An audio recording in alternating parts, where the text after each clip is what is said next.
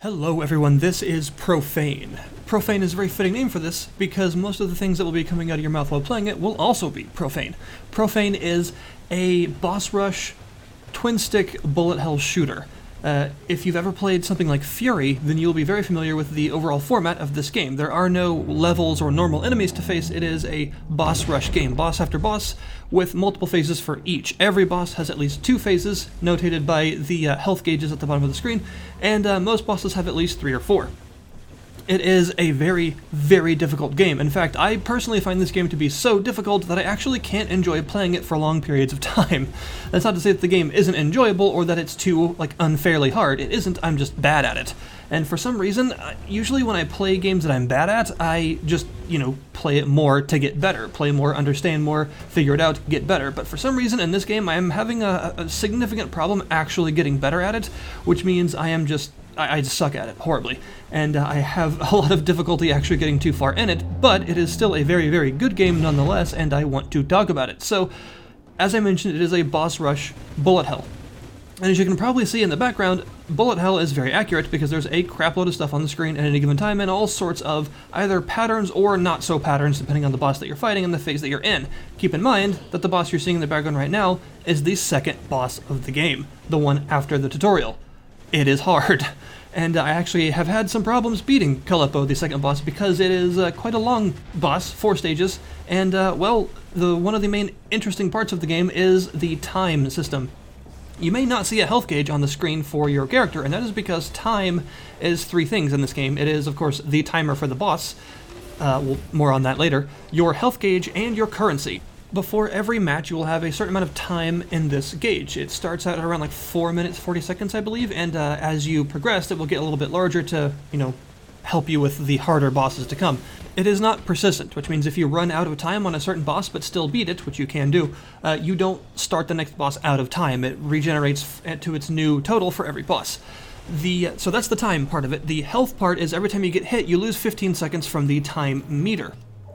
So be careful about that. And the currency part of it is you will have a selection of active and passive abilities in these 2 books before every match, and as you progress through the challenge and or story modes, there are different modes for the game, you will unlock new abilities to use. These will help you a lot through your fights, but they will cost you time to equip, which means you may have a bit of an advantage going into a fight because of the better loadout that you have, but you will have less time to beat the boss and less of a margin of error to take hits. And the active abilities range from things like huge lasers that do a ton of damage but root you in place for a couple seconds, so you had to find a very good position to use them from, to a blink forward to help avoid things, and that seems to allow you to actually dash through certain damaging attacks, so you can use it to get some immunity frames, to things like homing weird ice shuriken thingies that you can use. I think they're more like crystals that swarm out and hit the boss for you. There are a lot of abilities in the active ability page to use, and they're all pretty cool, honestly. You also have passives. These actually don't cost time to actually equip, but they can sometimes have some sort of negative effect. Like the one you saw in the background there, heavy artillery, is one I quite like.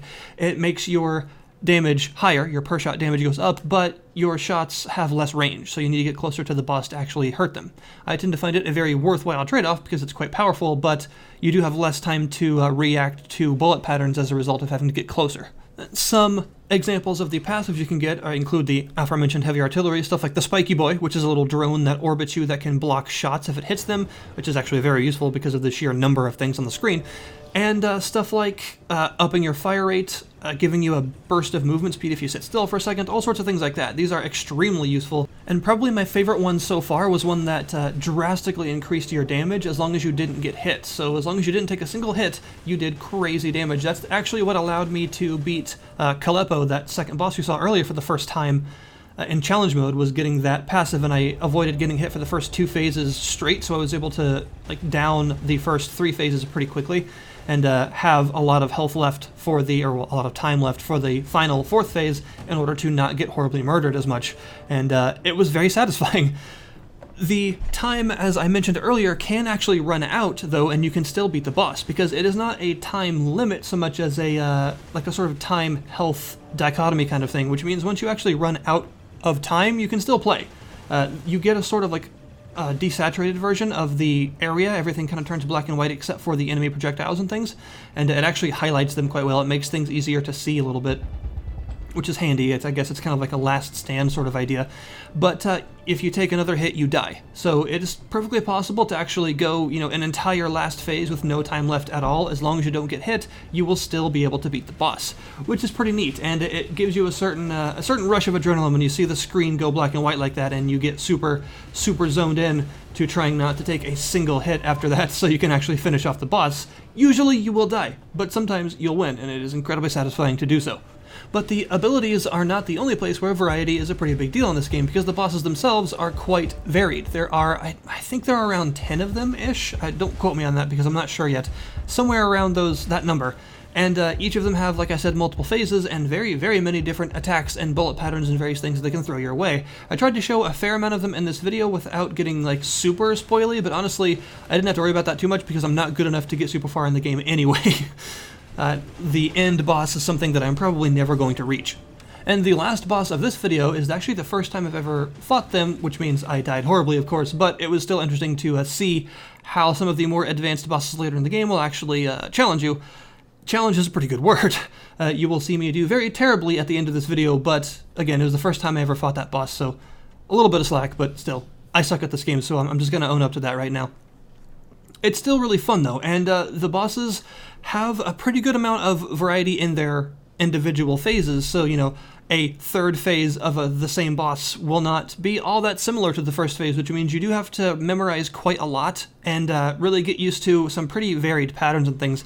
And I guess that's another comparison to Furi, where, like when you first start out a boss in Furi versus when you actually are on the last phase, the end health gauge of a boss in Furi, of that same one, they tend to be quite different experiences. Not only does the intensity ramp up, but the overall variety in their attacks and things changes completely, to the point where you have to employ completely different strategies to actually get through it.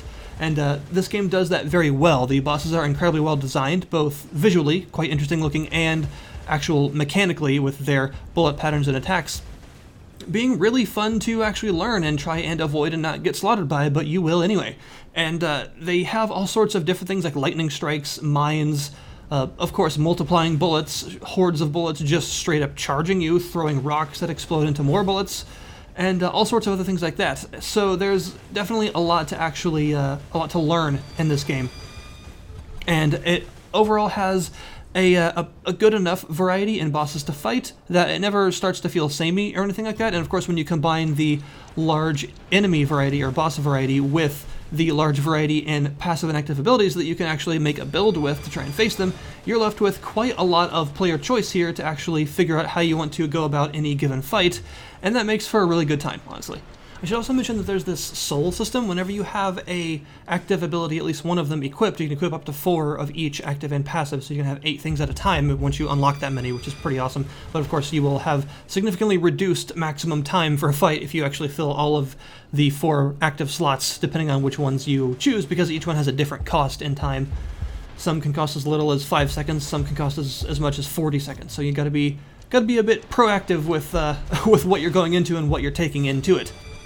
But when you have a active ability equipped, you can see at the top there below the time gauge, there are those little orbs with little notches next to them, and once you have an active, attacking a boss will eventually sometimes cause these souls to drop, and you'll have to actually run into the souls to collect them, which is easier said than done because of the massive amount of crap on screen at any given time that you have to navigate around in order to actually get the souls. But the souls will fill up these notches next to the abilities, and each ability is independent but gets filled up by all souls. So if you collect one soul, all of the abilities you have equipped will fill up one total soul worth of charge, but using an ability does not take souls from other abilities, so they each fill up independently.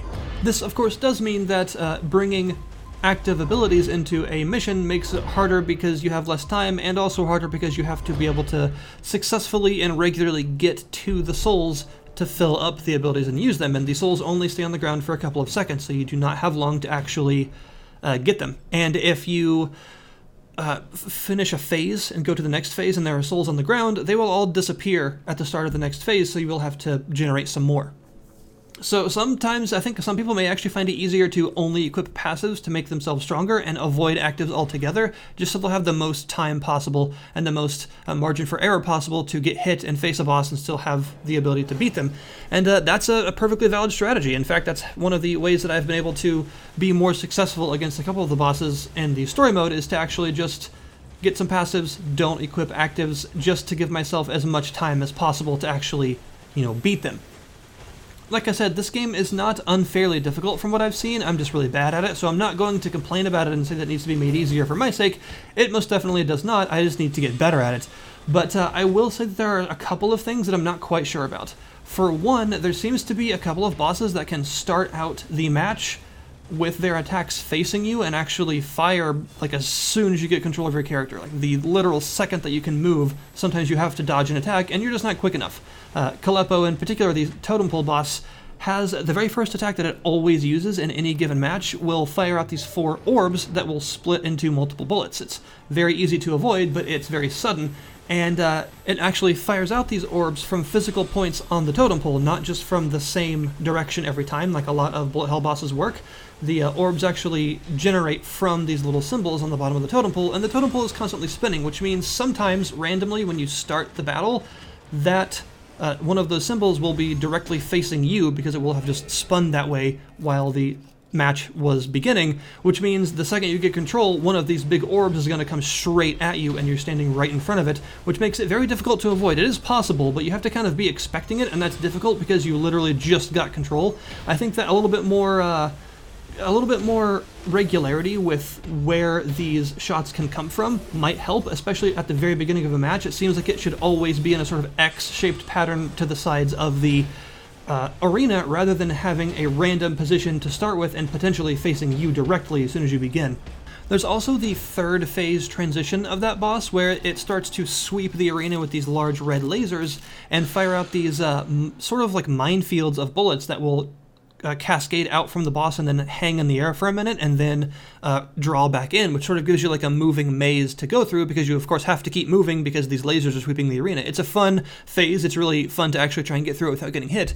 However, sometimes because the boss is constantly rotating in the middle of the arena, during the phase transition cinematic that you see, by the time you get control of your character again, these lasers can be like right on top of your character as soon as you begin. Now, you do have some sort of grace invincibility during a stage transition, so as soon as you get control of your character, you can't actually be injured. However, sometimes these lasers can actually generate so close to your character, but not close enough, so close that as soon as you get control, you won't actually be aware that they're going to be right next to you, so you won't know which direction to actually move in, and far enough away to where by the time they get to you, the very small period of grace invulnerability will wear off and you will take the hit.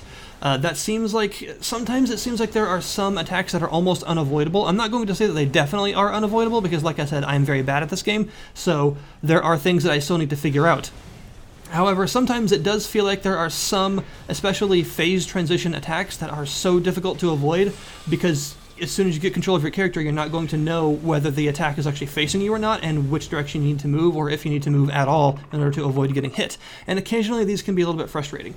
This is definitely a game that almost certainly demands perfection from you because the health gauges don't deplete that quickly, which means you aren't going to have a whole lot of grace time left over to actually take hits and still have enough time left to beat the boss without going into sudden death. So this is the kind of game where you take 2 hits in the first phase and just immediately know you need to restart right there and just keep trying and trying until you get it, which is very satisfying, but also quite stressful. I would say this game is absolutely worth picking up. The link is in the description below this video. It's a fantastic bullet hell with some really nice boss design and some really fun abilities to use and stuff. It is tough but satisfying. So there you go. That's Profane. Thank you guys very much for watching. Pick it up in the description for $18, and I'll see you guys next time.